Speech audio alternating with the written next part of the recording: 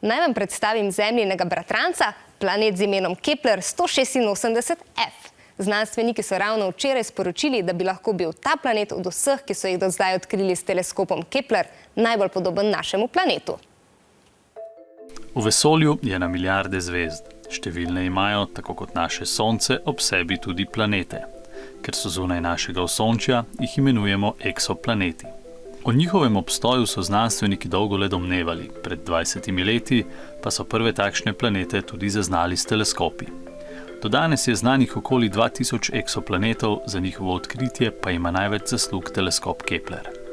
Teleskop, ki je dobil ime po renesančnemu astronomu Johannesu Keplerju, je vesoljsko plovilo, ki kroži okoli Sonca in s posebnimi napravami zaznava svetlobo oddaljenih zvezd. Te podatke pošilja na Zemljo, znanstveniki pa iz njih ugotovijo, kje so planeti ter kakšni sta njihova temperatura in velikost. Tako so odkrili tudi nov planet, ki so ga poimenovali Kepler 186f in na katerem bi lahko bila primerna temperatura za bivanje. In kar je najbolj pomembno, njegova velikost je zelo podobna Zemljini, prav zato bi lahko imel tudi ozračje in tekočo vodo. Kljub tem ugotovitvam pa o Zemljinem bratrancu ostaja še veliko neznank. A tudi če bomo nekoč zanesljivo vedeli, da bi na planetu Kepler 186f lahko bival človek, si potovanja na 200 svetlobnih let oddaljen planet danes še ne moremo predstavljati.